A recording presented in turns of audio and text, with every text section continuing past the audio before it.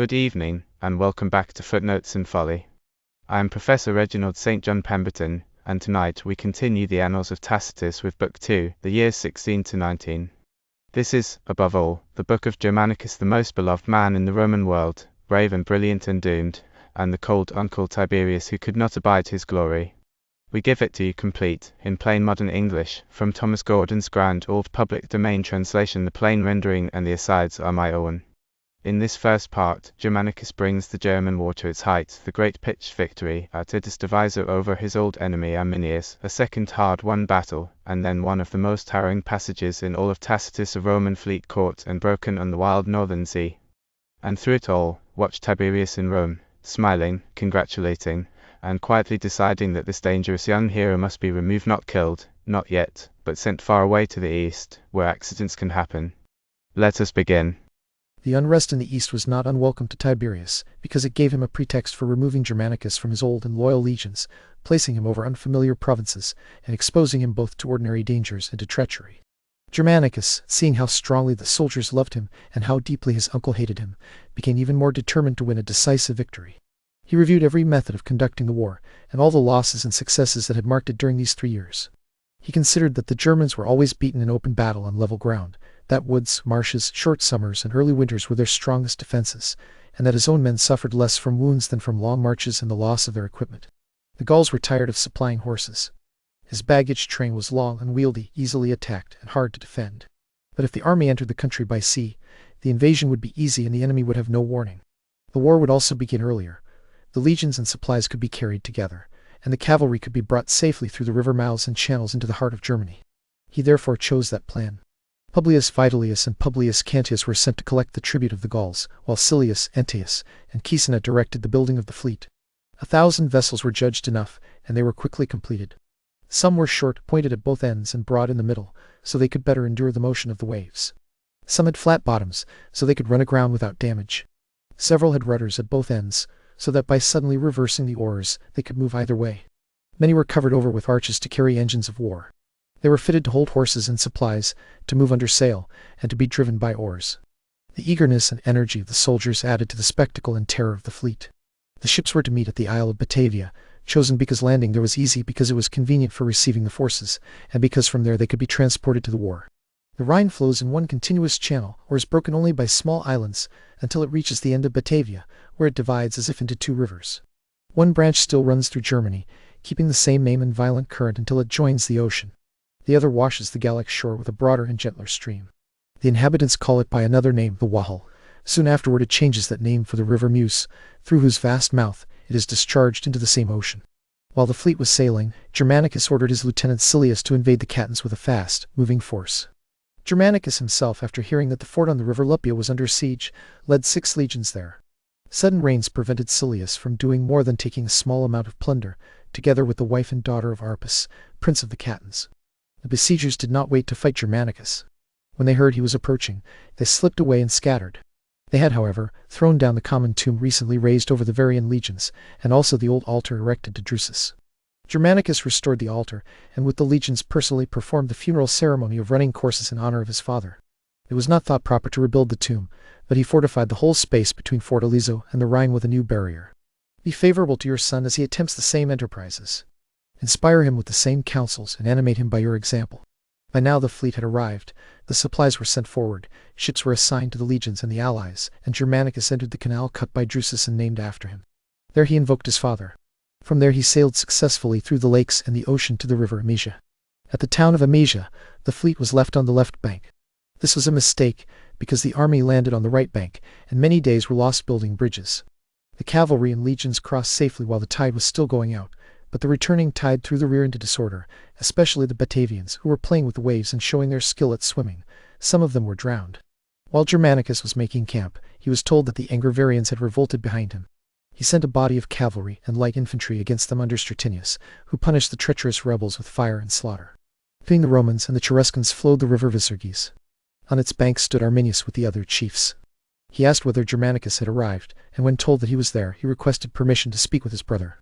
This brother, named Flavius, was in the Roman army. He was known for his steady loyalty to the Romans, and for having lost an eye in the war under Tiberius. Permission was granted. Flavius stepped forward and was greeted by Arminius, who dismissed his own attendants and asked that the Roman archers stationed along the opposite bank be withdrawn. When they had moved away, Arminius asked his brother how he had received the disfigurement on his face. Flavius told him the place in the battle. Arminius then asked what reward he had received.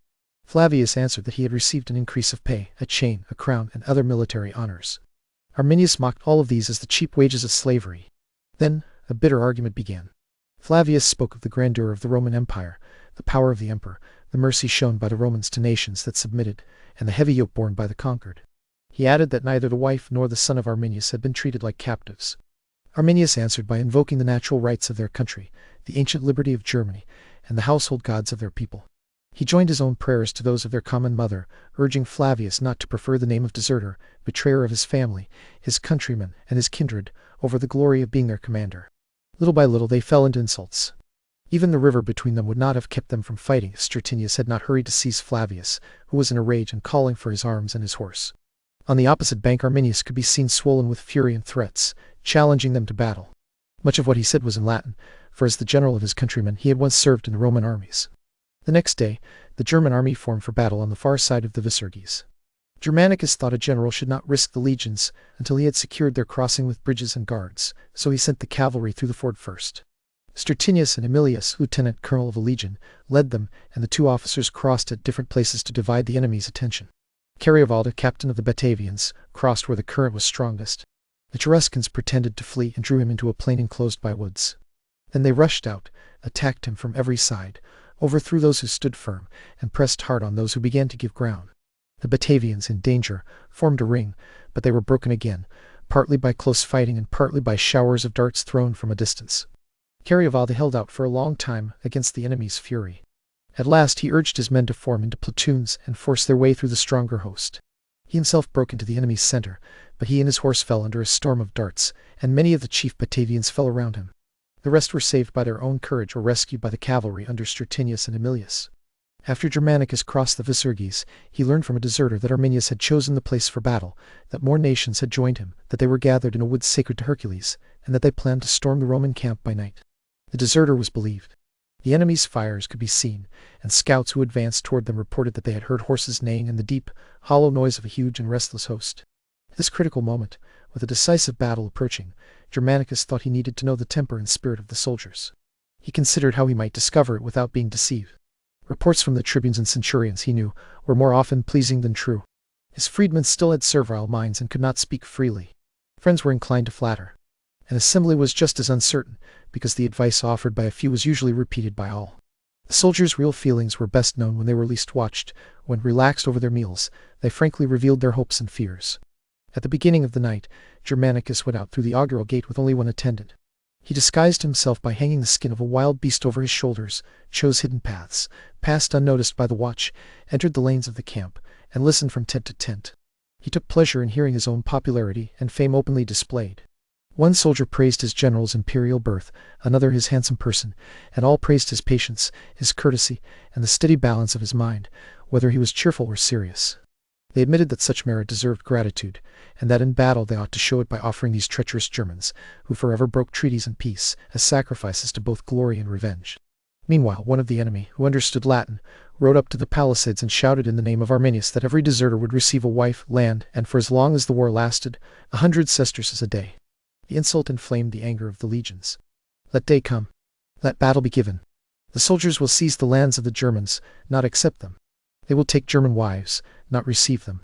Still, we accept the offer as an omen of victory, and count the money and the women as our destined spoil. Near the third watch of the night, the Germans came close and insulted the camp. But they struck no blow, because they found the ramparts thickly covered with cohorts and saw that no advantage had been given them. That same night Germanicus had a joyful dream. He thought he was sacrificing, and that instead of his own robe, stained with the sacred blood, he received a finer one from the hands of his grandmother Augusta. Raised by this omen, and equally encouraged by the auspices, he called an assembly. There he explained his plans for the coming battle and pointed out every advantage that could help them win. For Roman soldiers, not only plains and valleys, but even woods and forests, if approached with proper care, are suitable places for battle. The huge shields and enormous spears of the barbarians cannot be handled among thickets and tree trunks as Roman swords, javelins, and armor can, fitted as they are to the shape and size of our bodies. With these manageable weapons, you can strike blow after blow and aim surely at the enemy's bare faces. The Germans have neither helmets nor coats of mail. Their shields are not bound with leather or strengthened with iron, but are only bare wickerwork or painted boards.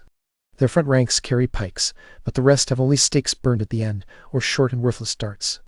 As for their bodies, they are frightening to look at and violent in the first charge, but they cannot bear wounds. They feel no shame for their own disgrace, and no concern for the honor of their general, whom they always desert and flee.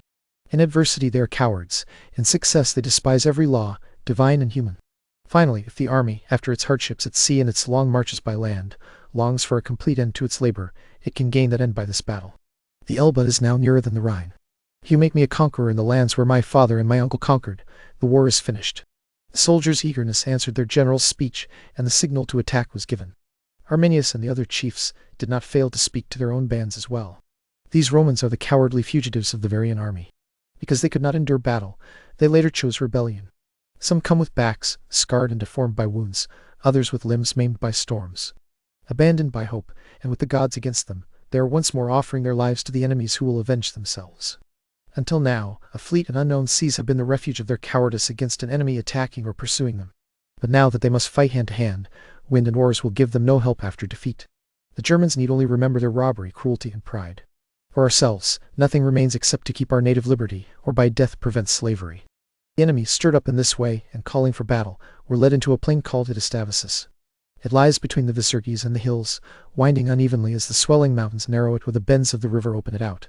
Behind it rose a forest of tall trees, thick with branches above but clear of undergrowth below. The army of barbarians held the plain and the entrances to the forest. The Cheruscans alone took position on the mountain, intending to rush down from there upon the Romans as soon as the fighting began. Our army advanced in this order: the auxiliary Gauls and Germans in front, then the foot archers, then 4 legions, then Germanicus with 2 praetorian cohorts and the chosen cavalry. After them came 4 more legions, the light infantry with the mounted archers and the remaining allied troops. All the men were intent on keeping battle order and ready to fight as they marched. When the restless bands of Cheruscans were seen charging fiercely down from the hills, Germanicus ordered a body of the best cavalry to strike them on the flank, while Stertinius with the rest was to wheel around and attack them from the rear. He promised that he himself would be ready to support them. While this was happening, a welcome omen appeared. 8 eagles were seen flying toward the wood and entering it, a sign of victory to the general. Advance. Follow the Roman birds. Follow the guardian deities of the legions.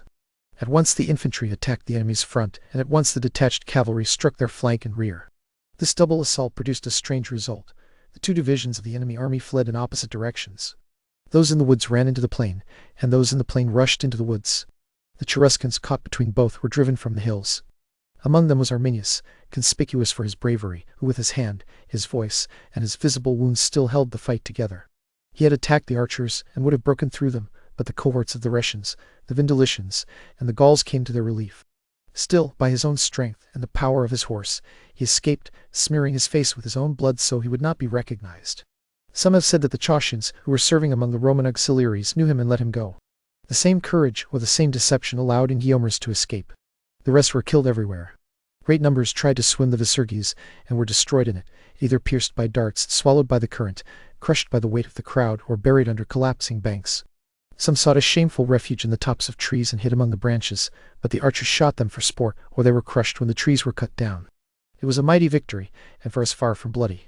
The slaughter of the enemy lasted from the 5th hour of the day until night, filling 10 miles of countryside with corpses and weapons. Among the spoils were chains which the Germans, sure of victory, had brought to bind Roman captives. The soldiers proclaimed Tiberius imperator on the battlefield, then raised a mound, and placed German arms upon it as trophies, with the names of all the conquered nations written below. The sight filled the Germans with more grief and rage than all their wounds, former sufferings, and massacres. They had just been ready to abandon their homes and move beyond the Elbe. Now they planned war and seized their arms. Common people, nobles, young men, and old men all rushed suddenly upon the Roman army as it marched and threw it into disorder. Next they chose their camp, a narrow, damp plain shut in between a river and a forest. The forest, too, was surrounded by a deep marsh, except on one side, where a barrier raised by the Angevarians between themselves and the Cheruscans closed it off. There the enemy infantry stood. Their cavalry were distributed and hidden among the neighboring groves, so that by surprise they could surround the legions in the rear as soon as the Romans entered the wood. None of this was hidden from Germanicus. He knew their plans, their positions, the steps they were taking, and the measures they were concealing, and he turned their own cunning and devices to their destruction. He committed the cavalry and the open field to Tiberius, his lieutenant. He arranged the infantry so that one part would enter the wood by the level approaches, while the rest would force the ramparts.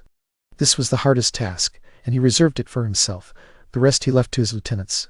Those who had level ground to cross broke it easily, but those who had to attack the rampart were battered from above as severely as if they were storming a wall. The general saw the unequal nature of this close attack and drew the legions back a little. He ordered the slingers to throw and the engineers to work their engines, so that the enemy might be driven off. Immediately showers of darts poured from the machines, and the defenders of the barrier, the bolder and more exposed they were struck down with all the more wounds. Once the rampart was taken, Germanicus, at the head of the Praetorian cohorts, was the first to force his way into the woods. There the fighting was foot to foot. Behind the enemy was the marsh, behind the Romans were the mountains or the rivers. Neither side had room to retreat. Their only hope was courage, and their only safety was victory. The Germans were not inferior in courage, but they were surpassed in weapons and in the art of fighting. Their great multitude, cramped in narrow places, could not thrust or recover their long spears, nor use in close combat their usual leaps and swiftness of limb. Our soldiers, by contrast, with manageable swords and their chests closely protected by bucklers, cut into the large bodies and bare faces of the barbarians and opened a path for themselves through the slaughter of the enemy.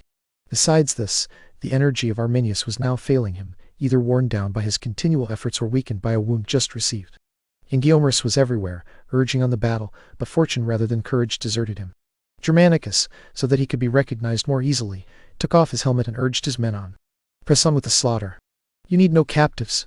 Only cutting off that people root and branch will end the war. It was now late in the day, and Germanicus withdrew one legion to make a camp.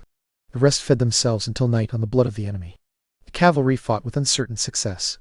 Germanicus then praised his victorious army in a speech from the tribunal and raised a monument of arms with a proud inscription, saying that the army of Tiberius Caesar, having completely conquered the nations between the Rhine and the Elbe, had consecrated that monument to Mars, to Jupiter, and to Augustus. He made no mention of himself, either because he feared provoking envy or because he thought it praise enough to have deserved praise. He next ordered Stratinius to carry the war among the Angevarians, but they immediately submitted. These suppliants, by yielding without conditions, obtained pardon without reservation. As summer was drawing to a close, some of the legions were sent back to winter quarters by land, while more boarded ships with Germanicus on the river Armenia, intending to sail from there by the ocean. At first the sea was calm, with no sound or movement except from the oars and sails of 1,000 ships. Then suddenly a black mass of clouds burst into a storm of hail. Violent winds roared from every side, and the tempest darkened the sea so completely that all sight of direction was lost and steering became impossible. The soldiers, unused to the terrors of the sea, added confusion in their panic. They got in the sailors' way, or tried to help without skill and hindered those who knew what they were doing. At last the south wind overpowered all the others and took command of sea and sky. The storm drew new strength from the windy mountains and swollen rivers of Germany, and from a vast train of clouds. Then, gaining still more force from the rough neighborhood of the north, it hurled the ships into the open ocean or flung them against islands edged with rocks or surrounded by hidden shoals.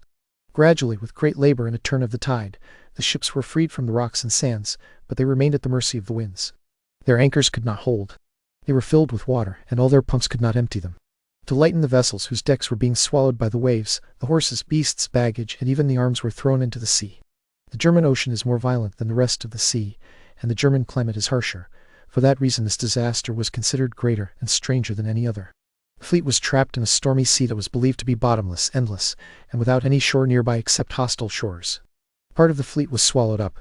Many ships were driven on to remote islands with no human cultivation, where the men died of hunger or survived by eating the carcasses of horses washed in by the flood. Only the galley of Germanicus reached the coast of the Chaucians.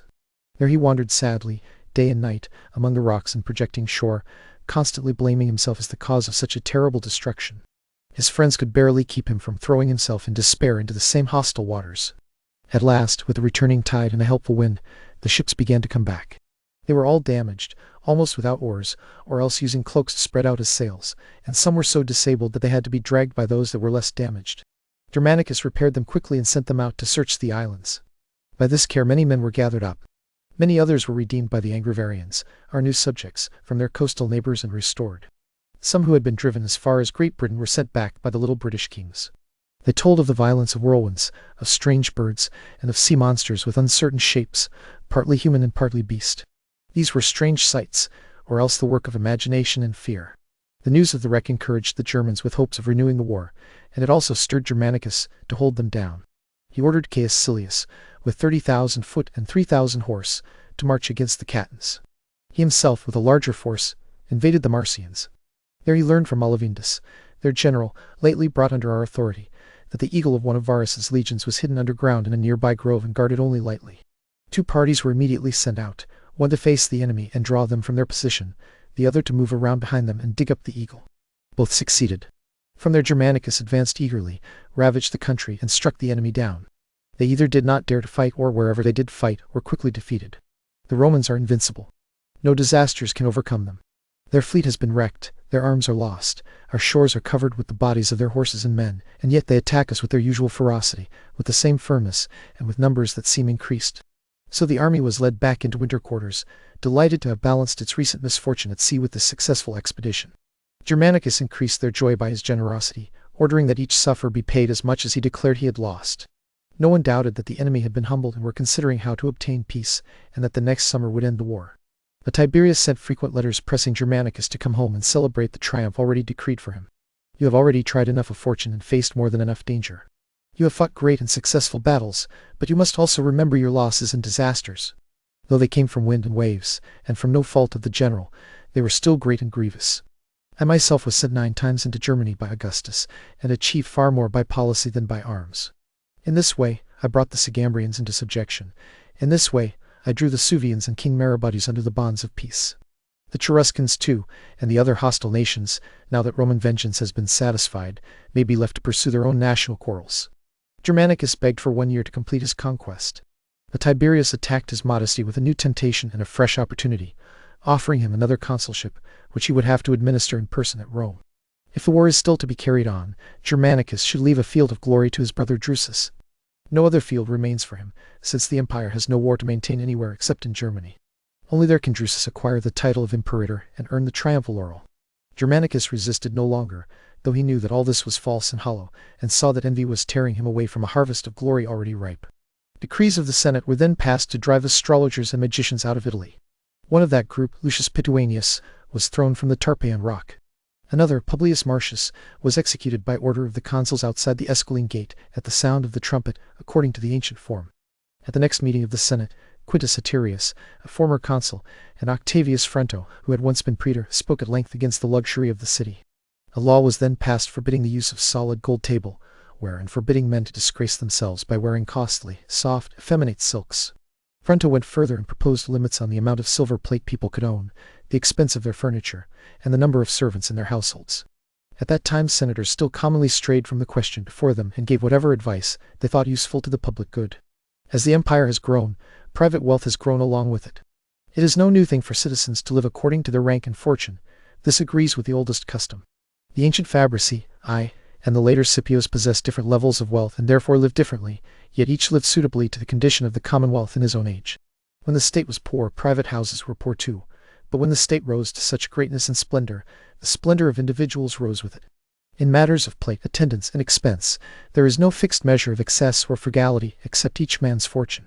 The law itself has distinguished between the fortunes of senators and knights, not because nature made them different, but because those who surpass others in office, rank, and civil dignity may also surpass them in things that support bodily health or give peace and comfort to the mind.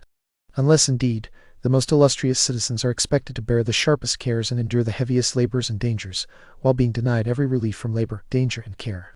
Gallus easily won the debate, because under respectable names he openly defended popular vices in an assembly that shared them. Tiberius also said that this was not the right season for reform, and that if morals were truly corrupt, someone would not be lacking to correct them. During these proceedings, Lucius Piso spoke bitterly in the Senate against the ambition and intrigues of the forum, the corruption of the courts, and the cruelty of advocates who constantly threatened prosecutions and impeachments. He then declared that he would leave Rome altogether and withdraw to a quiet, distant, obscure corner of the country. With those words he left the Senate. Tiberius was offended, yet he soothed him with gentle language and also compelled Piso's relatives, by their authority or their entreaties, to keep him in the city. Soon afterward the same Piso gave another proof of the indignation of a free spirit by bringing a lawsuit against Urgulania, a woman whose close friendship with Livia had placed her above the laws. Urgulania was carried to the palace for protection and treated Piso's efforts with contempt. She would not submit, and he would not give way, despite Livia's complaints and anger that this prosecution was an act of violence and insult against her own person. Tiberius promised, out of courtesy to his mother, that he would attend the trial and assist Urgulania, but he went no further than he thought proper. He left the palace and ordered his guards to follow at a distance. The people crowded around him, while he walked slowly and calmly, By lingering and stretching out both the route and the time with various conversation, he allowed the trial to proceed without him. Piso could not be softened by the pressure of his friends, and at last the empress ordered the money he claimed to be paid. That was the end of the matter. Piso lost none of his reputation, and the credit of Tiberius was notably increased. Yet the power of Ergulania was so excessive in the state that she refused to appear as a witness in a certain case before the Senate. Although even the Vestal virgins had always gone to the forum and the courts whenever their evidence was required, a praetor was sent to examine Ergulania in her own house. I would not mention the delays that occurred in public business that year, except that the differing opinions of Cneius Piso and Asinius Gallus are worth knowing. Their dispute arose from a statement by Tiberius that he was about to be absent. Piso proposed that for that very reason public business should continue all the more, since if the Senate and the equestrian order carried out their proper duties while the prince was away, it would bring honor to the commonwealth. This was a declaration in favor of liberty, and Piso had made it before Gallus could do so. Gallus, now speaking in opposition, said that nothing sufficiently distinguished or worthy of the dignity of the Roman people could be conducted except under the emperor's own eye, and therefore the flood of petitioners and business from Italy and the provinces must by all means be reserved for his presence. Tiberius listened in silence while both sides argued with great heat, but the adjournment was carried. Another debate also arose between Gallus and the emperor. Gallus proposed that magistrates should in future be elected only once every 5 years, that the legates of the legions who had never held the praetorship should be appointed praetors, and that the prince should nominate 12 candidates each year. No one doubted that this motion had a deeper purpose, and that it struck at the hidden machinery and reserves of imperial power. It would be a heavy burden on my moderation to choose so many magistrates and pass over so many candidates. Even in yearly elections, it is difficult to avoid the resentment caused by disappointment, though those who fail can console themselves with fresh hope of success in the near future. How great, then, and how lasting must the hatred be among men whose claims would be rejected for more than 5 years? How can anyone foresee that, over so long a period, the same men will keep the same characters, the same alliances, and the same fortunes? Even being marked out for office for 1 year makes men arrogant. How arrogant would they become if they carried the honor for 5 years? Besides, this plan would turn each single magistrate into 5 and completely overturn the laws that have set a proper interval for candidates to show their diligence, to seek office, and then to enjoy it. By speaking in this apparently popular way, Tiberius still kept the spirit and power of sovereign rule. He also supported the dignity of some needy senators with gifts of money. For that reason people were all the more surprised when he answered the petition of Marcus Hortulus, a young man of distinguished rank and obvious poverty, with pride and refusal. Hortulus was the grandson of Hortensius the orator. The deified Augustus had encouraged him with a gift of 1,000 great sestertia to marry, and have children, purely so that a family so famous and illustrious would not die out. The Senate was sitting in the palace. Hortulus placed his 4 children before the door, then fixed his eyes first on the statue of Hortensius, which stood among the orators, and then on the statue of Augustus. Instead of speaking to the business under discussion, he began in this manner. Conscript fathers, you see here the number and youth of my children. They were not born because I chose this for myself, but because I followed the advice of the prince. The splendor of my ancestors was such that it deserved to be continued through their descendants. But as for me, damaged by the changes of the times, I could not gain wealth, win the favor of the people, or cultivate the hereditary fortune of our house, the fortune of eloquence. I thought it enough, in my narrow circumstances, to live without disgrace to myself and without burdening others. At the emperor's command I took a wife.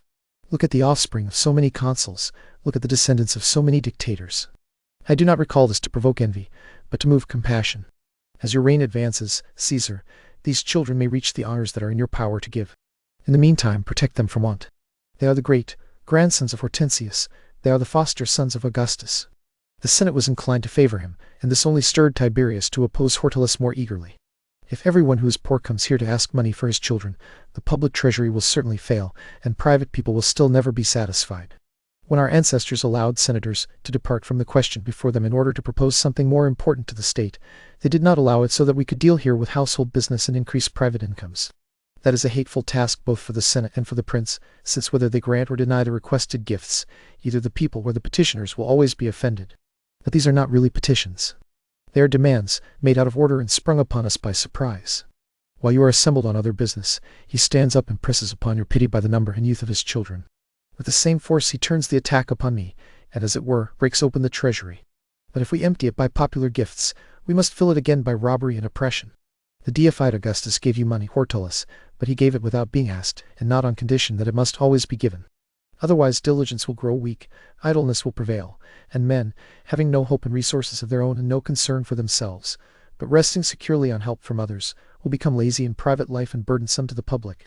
These arguments and others like them were received in different ways. Those whose habit is to praise every action of princes without distinction, whether worthy or unworthy, approved them. Most others remained silent or muttered softly in discontent. Tiberius noticed this. After pausing a little, he said that his answer had been directed particularly to Hortalus, but that if the Senate thought fit, he would give each of his sons 200 great sestertia. All the senators thanked him for this.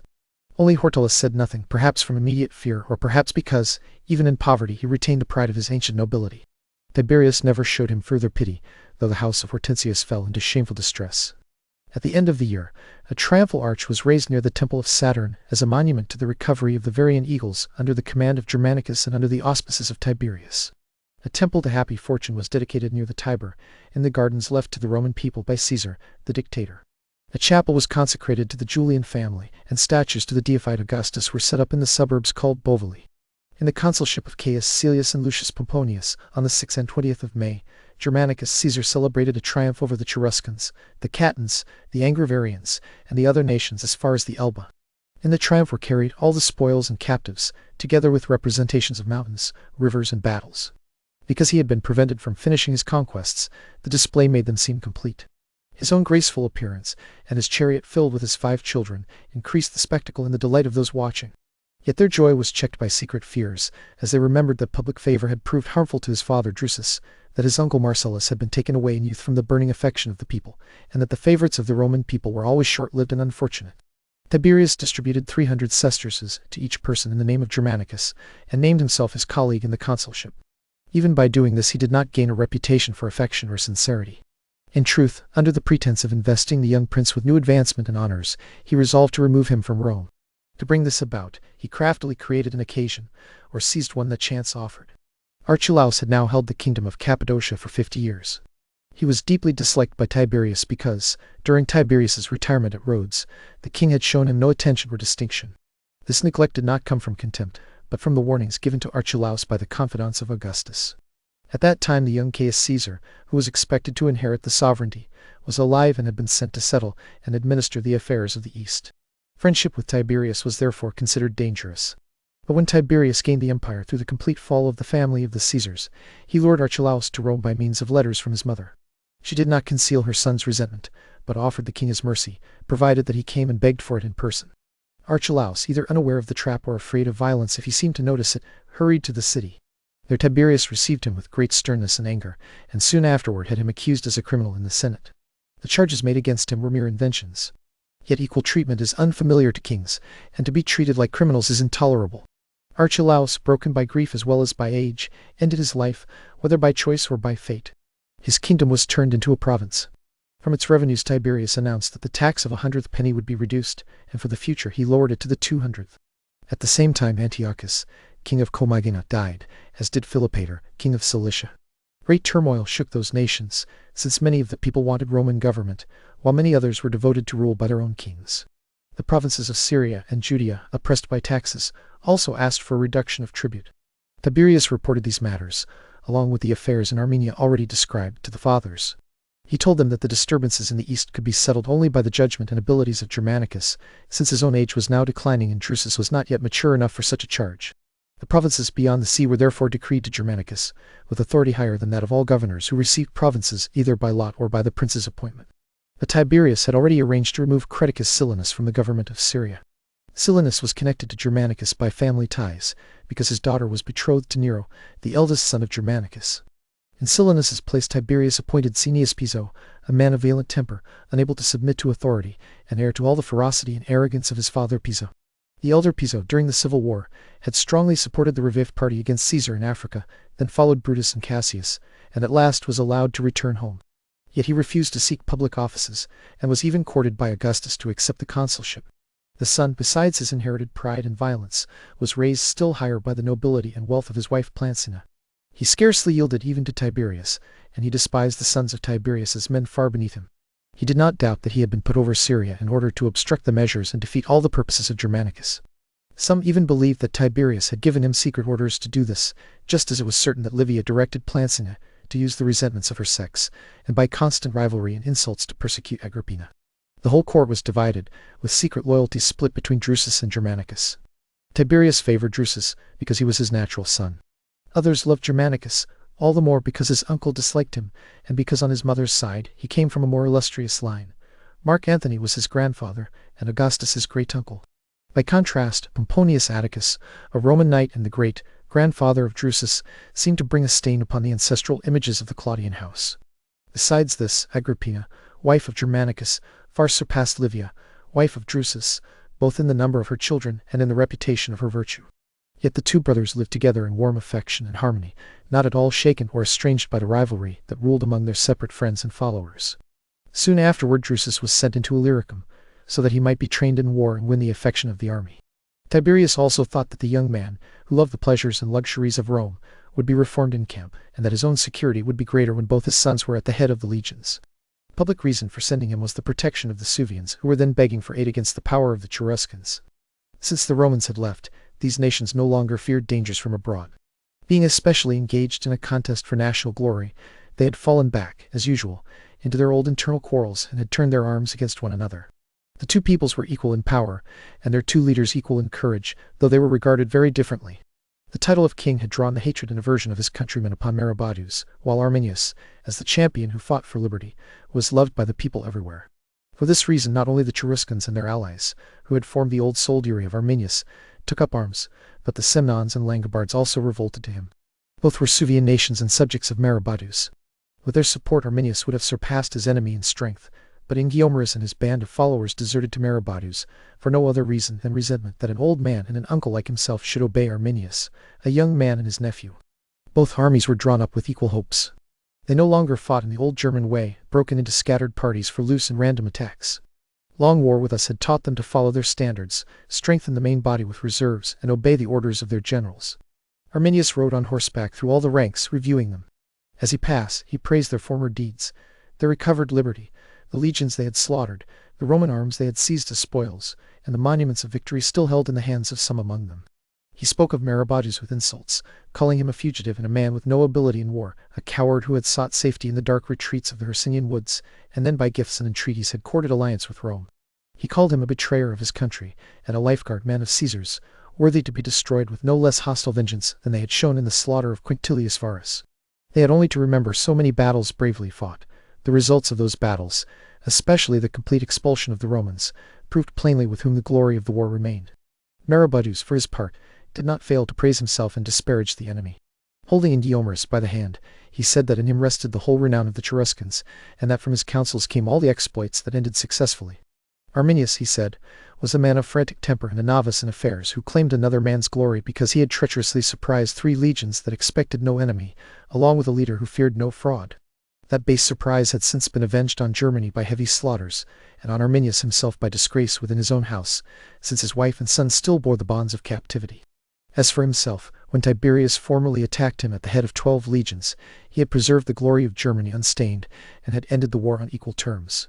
Nor did he regret the treaty, since it still remained in their own hands either to wage a new and equal war with the Romans, or to spare blood and keep peace. The armies were stirred not only by these speeches, but also by the special impulses of their own nations. The Cheruscans fought for their ancient renown. The Langobards fought for their newly won liberty. On the other side, the Suevians and their king struggled to enlarge their monarchy. Never did armies make a fiercer attack, and never was the result of an attack more uncertain. The right wings on both sides were routed, and for that reason a fresh battle was surely expected, until Merobaudes withdrew his army and encamped on the hills. This was an open sign that he had been humbled. Frequent desertions soon left him stripped of forces, and he retired to the Marcomannians. From there he sent ambassadors to Tiberius to ask for help. Tiberius answered that Merobaudes had no right to call upon Roman arms for aid against the Cheruscans, since he himself had given the Romans no assistance when they were warring against that same enemy. Drusus, however, as I have said, was sent away with the character of a negotiator of peace. And there we will pause. The German war is won and abandoned, and Germanicus, loaded with honours he is not allowed to enjoy, is on his way to the east with his wife Agrippina and a cloud over his head. Waiting for him there is a sinister new governor, Cneius Piso, sent by Tiberius with a wife who hates Agrippina and instructions that Tacitus leaves us to guess at. Next time, in Part 2 Egypt, a feud, a fever, and a death that Rome will never forgive. Mind the footnotes, and beware the folly.